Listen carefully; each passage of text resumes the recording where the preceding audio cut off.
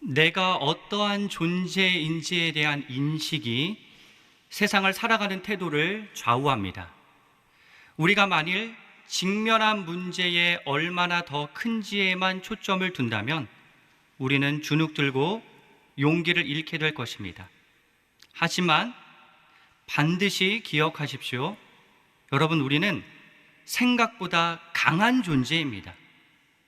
우리의 생각보다 때때로 놀라운 능력이 나도 모르게 나오는 것은 이를 반증합니다. 교만하라는 뜻이 아니라 우리 안에서 역사하시는 성령님의 권능을 분명하게 아시라는 의미입니다. 오늘 본문 말씀에서 시종과 엘리사는 같은 상황에서 상반된 태도를 보입니다. 15절에 보면 종은 북이스라엘을 에워싼 아람의 큰 군대를 보고 겁을 먹습니다. 반면에 16절과 17절에 보면 하나님의 사람 엘리사는 아람 군대보다 더 많고 강한 영적 군대인 불말과 불마차가 둘러싸고 있는 성령의 능력으로 인하여 자신만만합니다. 큰 문제를 바라볼 것인가? 아니면 문제보다 더 크신 전능하신 하나님을 바라볼 것인가? 그것이 우리의 인생을 가늠하는 질문입니다. 창세기 32장에 보면 야곱이 에서를 만나러 갈 때 자기를 호위하는 하나님의 군대를 만나 그곳 이름을 마하나임이라고 하였듯이 우리의 시선은 마하나임 하나님께로 향해야 합니다. 시편 3절의 말씀처럼 천만인이 나를 에워싸 진친다 하여도 우리는 두려워하지 않습니다. 왜냐하면 주님이 우리와 함께 하시기 때문입니다. 제가 러시아 여행했을 때 있었던 경험을 나누고 싶습니다. 모스크바에서 상트페테르부르크로 이동하기 위해 아침 일찍 숙소에서 나와 캐리어를 끌고 백팩을 맨 상태로 길을 걷는데 어떤 러시아 청년이 제게 말을 걸어왔습니다. 러시아어로. 저는 러시아어를 잘 못하기에 무슨 말인지 잘 몰랐는데 어떤 물건을 들면서 이야기를 하는 걸로 봐서 이것을 사라는 뜻 같았습니다. 저는 사지 않을 거라서 그렇게 무시하고 그렇게 걷고 있는데 계속 말을 하였고 표정을 보니까 갑자기 그 청년의 표정이 험상궂어졌습니다. 그리고 나서 보니까 제 주변에 5명이 저를 둘러싸고 있더라고요. 제가 나중에 러시아 유학을 한 지인에게 이 상황을 얘기하니 살인사건도 있었고 굉장히 위험한 순간이었다는 이야기를 해 주었습니다. 제가 이제 어떻게 할까 하다가 그 순간 뒤에서 제 백팩 지퍼 열리는 소리가 들리는 겁니다. 그때 제가 어디에서 그런 힘이 나는지 모르겠지만 뭐하는 거야? 라고 놀라셨죠? 이렇게 죄송합니다. 잠 깨셨을 텐데요. 이렇게 소리를 질렀더니 그 5명이 줄행락을 치면서 도망가더라고요. 하나님께서 그 순간 제게 힘을 주셔서, 아마 그들은 저를 일본 야쿠자로 알았겠죠. 하나님께서 제게 힘을 주셔서 그 위기를 모면하게 하시는 일이 있었습니다. 그리고 제가 이 한 가지의 예만 들어서 그렇지 우리가 하나님의 능력을 힘입어서 어떠한 순간을 이겨낼 수 있는 그런 일들은 여러분 신앙생활을 하시다 보면 비일비재하게 일어날 것이고 그로 인하여서 하나님이 강하시구나 라고 하는 사실을 경험하실 것입니다. 이렇게 만일 내가 성령님이 얼마나 위대한 분이신지를 알았다면 우리에게 주어지는 과제가 있습니다. 그건 바로 연약한 자들도 하나님이 얼마나 강하신지를 잘 모르는 사람들도 하나님이 우리를 보호하고 계신다는 사실을 알 수 있도록 그 연약한 자들을 위하여 기도하는 사명입니다. 17절에 보면 엘리사가 여호와여 시종의 눈을 열어 주님의 권능을 보게 하소서라고 기도하였습니다.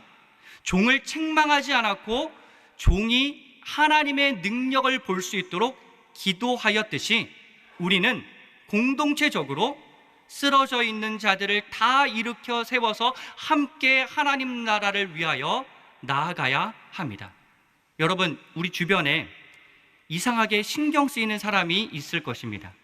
내 신경을 건드리는 사람, 그 사람이 연약하여서 신경이 쓰이기도 하고 너무 악해서, 악랄해서 신경이 쓰이는 사람도 있겠죠. 여러분, 왜 하나님께서 우리에게 그런 마음을 주셨을까요? 그건 그 사람을 위하여서 기도하라고 주신 마음입니다. 여러분, 연약한 자를 위하여 기도하십시오. 그 사람이 다시 하나님께서 주시는 새 힘을 얻고 일어날 수 있도록 기도하십시오. 여러분, 그리고 악한 자를 위하여서도 기도하십시오. 여러분, 겁이 많은 강아지가 크게 짖는 법입니다. 개로 표현해서 너무 죄송한데, 여러분, 악하게 행동하는 사람도 가만히 그 사람의 내면을 들여다보면 불쌍합니다. 그 사람에 대한 연민의 마음, 하나님이 그 사람을 얼마나 안타깝게 여기시는지 기도하시다 보면 그게 보이실 것입니다. 그렇기에 그 악한 사람을 위하여서도 기도하십시오. 여러분, 이때 조심해야 할 점은 현실적인 대응법과 영적인 기도법은 다릅니다. 여러분, 현실적으로는 연약한 사람을 만났을 때 무조건 다 받아줘서는 안 되고 단호하게 대해야 할 때는 또 단호하게 대해야 합니다. 악한 사람이 내게 반칙을 걸어올 때 그거 다 그냥 걸려 넘어지는 것이 아니라 속수무책으로 당하기만 하는 것이 아니라 그러한 상황에 직면했을 때 지혜롭게 잘 대응해야 합니다. 하지만 우리가 골방에 들어가서는 그 약한 자와 악한 자를 위하여서 기도해야 합니다. 악한 사람을 짓밟고 올라가려고 하는 것이 아니라 그 사람을 위하여 격려해주고 기도해야 하며, 악한 사람을 단절만 하는 것이 아니라 그 사람이 변화하도록 기도하는 자세가 기독교의 아름다운 문화이며 하나님께서 원하시는 바입니다. 부정적인 감정에 대해서 부정적인 감정을 어떻게 다뤄야 하는지에 대한 통찰을 안겨주는 좋은 영화 인사이드 아웃, 성경적 관점이기도 하기에 참 반가운 영화였는데 그 영화 2편이 최근에 개봉하였죠. 그 영화는 우리에게 새로운 교훈을 안겨주는데, 혹시 이 영화를 아직 안 보신 분이 있다면 지금 제가 스포일러가 되고 싶지는 않으니 잠시 귀를 좀 막으셔도 좋겠습니다. 그 영화가 주는 교훈 중 하나는 우리는 모두 내가 좋은 사람인지 부족한 사람인지 착한 사람인지 나쁜 사람인지 계속 갈대처럼 흔들리는 복잡한 상태로 살아가는데, 내가 의기소침해질 때 나의 자아가 건강하게 성장하도록 돕는 방법 중 하나는 동료의 따뜻한 말 한마디다 입니다. 고린도전서 14장 예언에 관해서도 연구를 해보면 예언은 덕을 세우고 위로하고 격려하는 말을 하는 것입니다. 그러하기에 남을 위해 기도하는 이러한 마음은 하나님께서 우리에게 주신 마음이요 우리가 가져야 할 언어 습관이며 기도의 방법입니다. 그래서 제가 우울증에 걸린 분에게 이렇게 꼭 하는 권면이 있습니다. 개인 기도도 중요하고 상담 치료받는 것도 중요하지만 반드시 주변에 알려서 중보기도를 받으십시오. 특별히 중보기도의 은사가 있는 분에게 찾아가서 기도를 꼭 부탁하십시오. 이렇게 말하는 이유는 우리가 기도의 힘으로 새 힘을 얻고 살아날 수 있기 때문입니다. 기도에는 놀라운 능력이 있기 때문입니다. 우리가 남을 위하여서 하는 그 기도, 이 시간 새벽 자리에 나오셔서 하시는 그 누군가를 위한 그 기도는 그 사람을 선하게 바꿀 것이며 그 사람을 강하게 변화시킬 것입니다. 그러한 믿음을 가지고 기도할 때 놀라운 변화가 일어날 것입니다. 엘리사가 시종이 이렇게 깨닫도록 기도하게 된 이유는 무엇이었을까요? 그건 자기 역시도 부족했던 사람이었기 때문이죠. 그때 부족했던 나의 모습을 기억하고 있었기 때문에 가능하였다고 생각합니다. 여러분, 엘리사의 그 예전 모습을 한번 생각해 보십시오. 성경에 나오는 유일한 대머리가 있습니다. 엘리사죠. 엘리사, 아이들이 대머리라고 놀렸더니 어떻게 하죠? 저주를 퍼붓습니다. 물론 아이들에게도 문제가 있지만 저주를 퍼붓던 인물이에요. 수넴 여인이 자기 아들이 죽어서 찾아왔으나 그 여인의 슬픔을 바로 알아채지 못합니다. 게다가 수넴 여인의 아이를 살릴 때 자기가 직접 가지 않고 처음에는 자기 지팡이만 사완 게하시를 통해 보내서 얼굴 위에 두었는데 어떻게 되었나요? 아무 일도 일어나지 않죠. 여러분, 그렇게 부족했던 엘리사가 지금은 어떻게 되었습니까?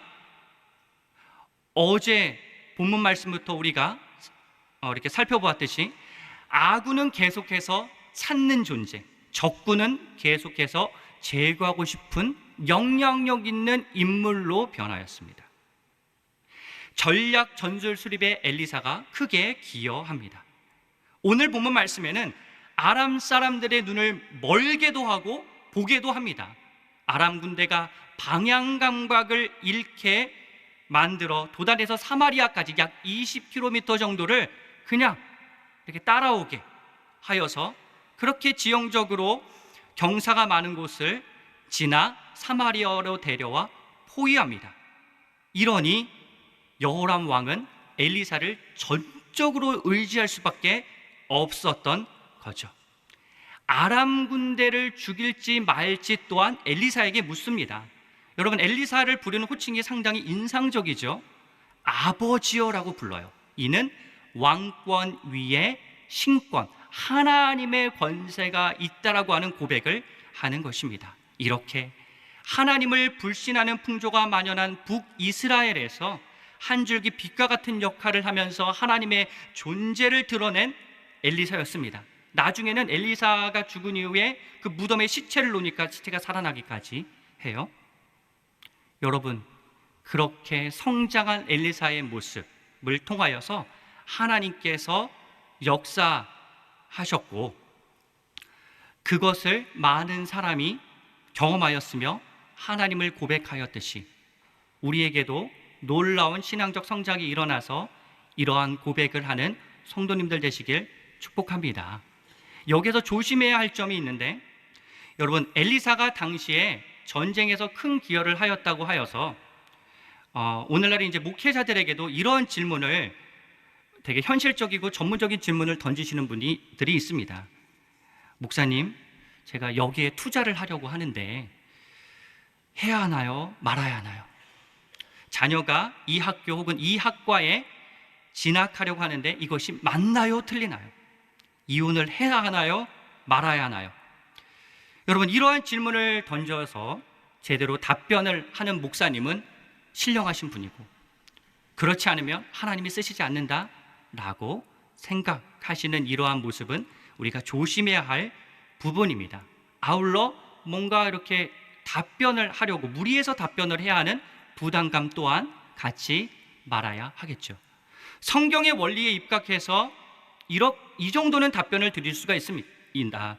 투자처의 그 여러 사람을 통하여서 확인되고 검증된 부분인지, 모든 요소가 적합한지, 자녀와 논의하여서 결정한 진로인지, 실질적으로 알아보시고 결정하신 것인지, 배우자의 잘못도 있겠지만 혹시 얼마나 기도하셨는지, 당신의 잘못은 무엇이 있는지를 혹시 점검해 보셨는지, 이러한 성경 중심의 어떠한 조언을 드릴 수 있고 또 지혜롭게 결정하실 수 있도록 담대하게 그 상황을 헤쳐나가실 수 있도록 기도를 해드릴 수는 있지만, 실질적이고 전문적인 부분은 또 전문가에게 찾아가서 요청을 하셔야겠죠.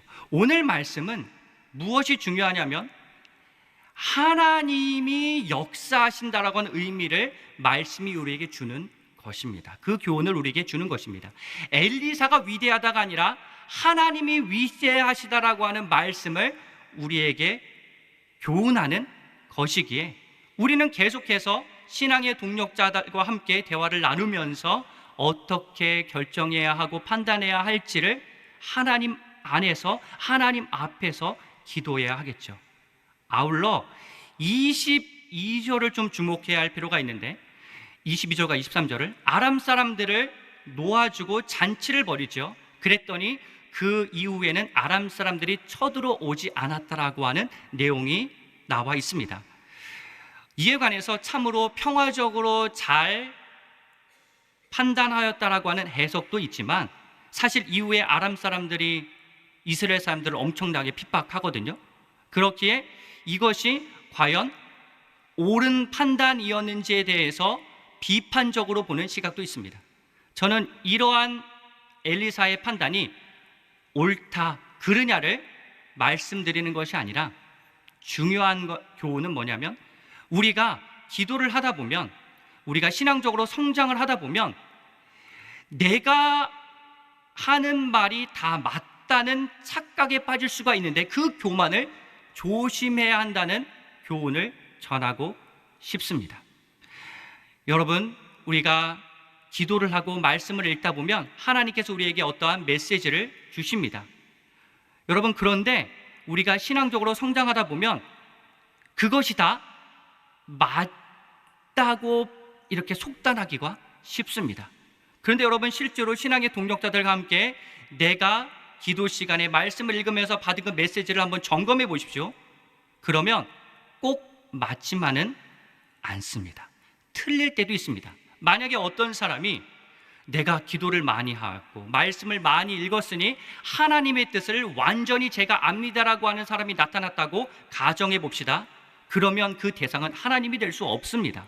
왜냐하면 100% 인간이 다 아는 존재가 어떻게 하나님이 될 수 있습니까? 인간이 모르는 측면이 있기에 그분이 하나님이신 거죠. 저 같은 경우에도 초등학교 때부터 큐티를 했어요.